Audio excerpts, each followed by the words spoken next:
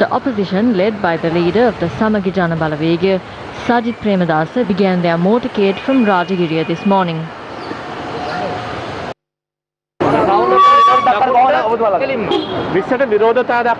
There are a few ways to oppose the 20th Amendment. One is to vote against the 20th Amendment in Parliament.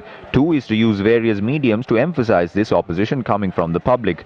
That is what we are doing right now. We are attempting to line up the people to force the government to remove this 20th Amendment.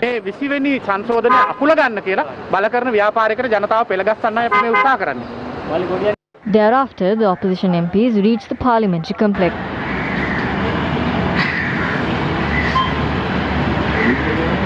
The opposition MPs then reached the office of the opposition leader within the parliamentary premises, wearing face masks, armbands with the slogan, "No to the destructive 20th Amendment."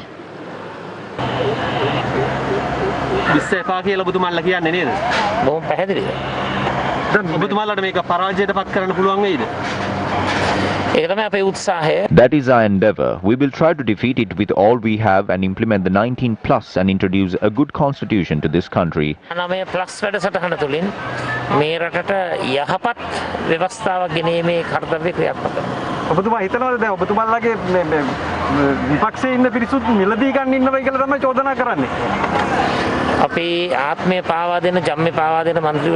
Thereafter, the group of opposition MPs came to Parliament to participate in the parliamentary debate on the 20th Amendment to the Constitution, which began at 10 a.m. this morning.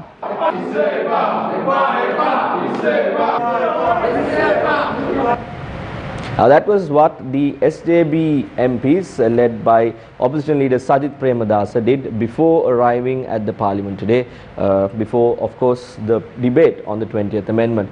The Sri Lanka Freedom Party states that it will express its support for the 20th subject to amendments. The leader of the party expressed these views before taking part in a central working committee meeting this morning. The party Central Working Committee, which was held at the party headquarters, commenced under the auspices of its leader Maithripala Sirisena. We will support the 20th Amendment. There are certain amendments. Some of them have been received. We are discussing a number of them. We hope the government will make the right decision.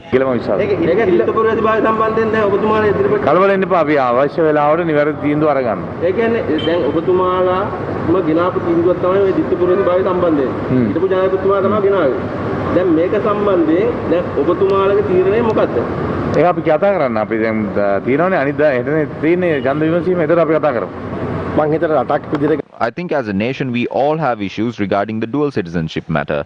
As SLFP, we will think from the perspectives of the people and the future.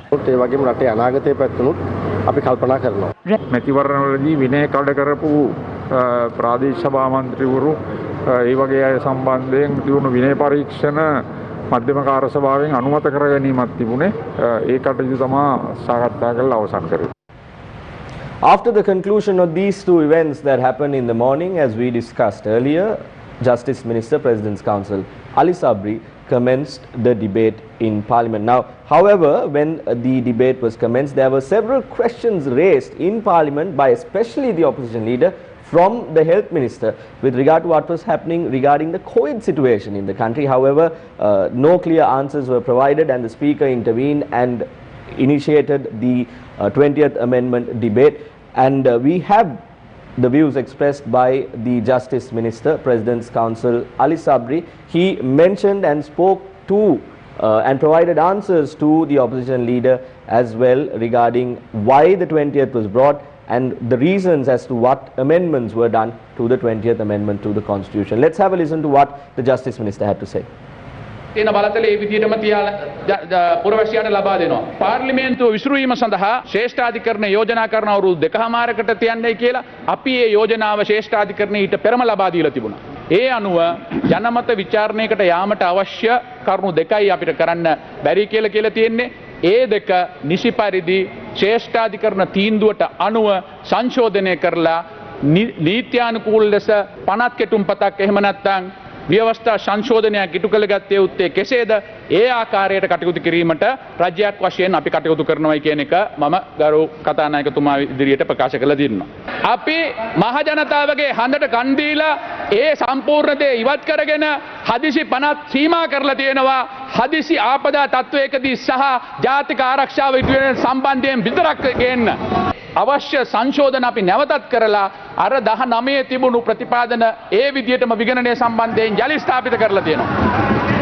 ශ්‍රේෂ්ඨාධිකරණයේ සම්බන්ධයෙන් ප්‍රශ්නයක් නැහැ කියලා ප්‍රකාශ කරලා තිබුණත් මහජන හඬට කන් දීලා නැවත වතාවක් කැබිනට් මණ්ඩලයේ 30කටත් කැබිනට් නොවන മന്ത്രിවරුන් 40කටත් සීමා කරන්නත් අපි යෝජනා කරලා තියෙනවා. අපට පුවත්පත් වලින් දැනගන්න ලැබී තිබෙනවා. Justice Minister Ali Sabri speaking in Parliament said that several amendments were done and the public's call or the public call was heeded to throughout the process of the 20th Amendment to the Constitution. He was specifically speaking about the 3 clauses or rather the 4 clauses that was mentioned by the Supreme Court that require amendment. Clause number 3, clause number 5, clause number 14 and clause number 22. He concluded his overall speech by saying that amendments for these specific clauses have been brought in so that there wouldn't be a requirement for a referendum, and this could be done through the passage could be done through a 2/3 majority. However, he added that one clause, specifically clause 22, requires a complete amendment. This is what is going to be discussed at the committee stage today. The debate is currently going on. The process is as follows. The debate commenced for the second day today at 10 a.m. and will go on till 7:30 p.m. Tomorrow the sessions will commence once again at 10 a.m. and go on till 7:30 p.m. where it will be followed by the vote on the 20th constitutional amendment. So by tomorrow night we will know for sure as to whether the government has the 2/3 majority and whether the or rather the what amendments are included in the 20th amendment to the Constitution. Let me, with that note, proceed to more local news to keep you updated about what's happening around the country. The final rites of Makandure Madush, who was shot dead near an apartment complex in Maligavatta, Colombo, will be held this afternoon. After the preliminary investigations, the body of Makandure Madush, placed at the police morgue, was handed over to his family members after it was inspected by the additional magistrate. The body, which was kept at a funeral parlour, was brought to the residence in Maharagama last night.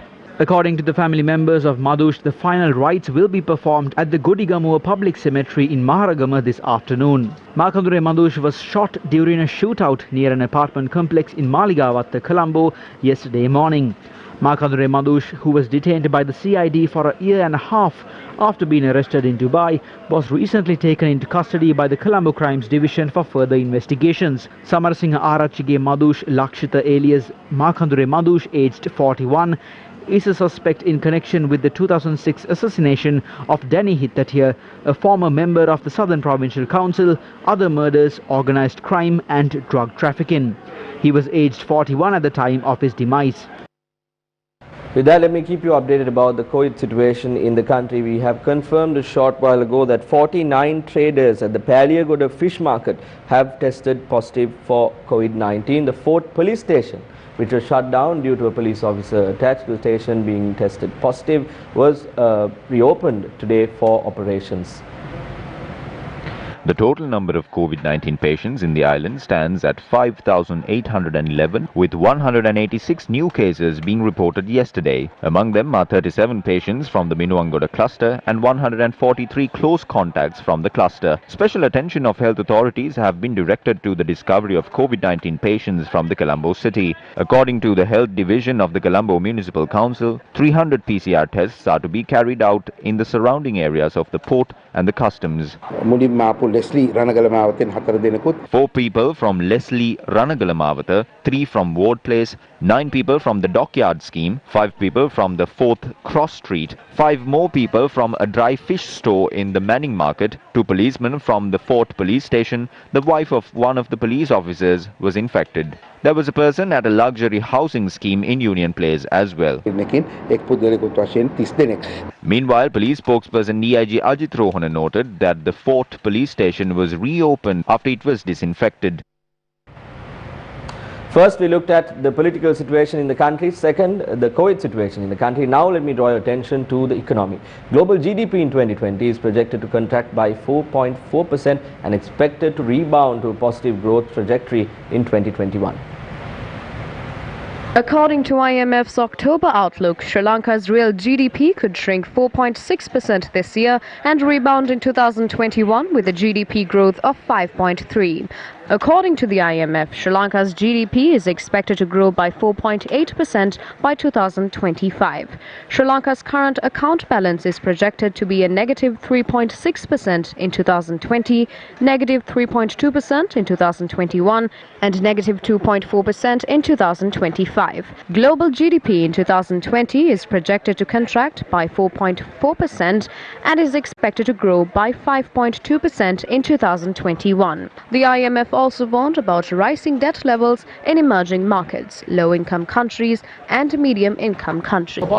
Well, that has been your midday news update. Again, let me remind you that today is an interesting, crucial day in terms of the 20th Amendment to the Constitution. The debate is ongoing. The debate will go on till 7:30 in the evening and commence once again at 10 a.m. tomorrow. We at News First will keep you updated throughout the day, especially on our social media platforms as well, to get you news as they happen. So stay tuned to News First to know what is going on with regard to the 20th Amendment in Parliament. That's all the news we have for you. I've been Saturanga Haparachi. Thank you very much for watching. Have a great day.